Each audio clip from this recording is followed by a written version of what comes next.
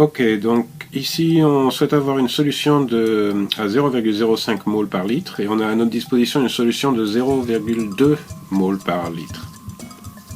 Alors dans la vraie vie on choisirait un volume de solution, ici on va prendre 5 litres, mais dans un exercice évidemment on vous donnerait un volume de solution à prendre, à utiliser. On fait comme d'habitude, on met la quantité qu'on a, 5 litres, à gauche, et on met les unités qu'on veut à droite, les moles par litre, mais ici on connaît le résultat, 0,05.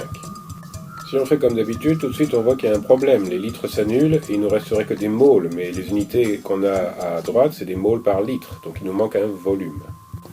On divise donc le tout par un volume X en litres, et comme ça on a les unités qu'il nous faut. On réécrit l'équation en enlevant les unités pour clarifier, et ça nous donne une petite équation du premier degré à résoudre. On simplifie, on multiplie par x des deux côtés, on divise par 0,05 des deux côtés, et ça nous donne 20. Maintenant, on prend un moment pour se poser la question, qu'est-ce que ça veut dire ce qu'on vient de calculer? En haut, on a un nombre de moles, on a vu ça, et en bas, on a un volume. Et ce volume, c'est le volume de la solution qu'on veut à la fin.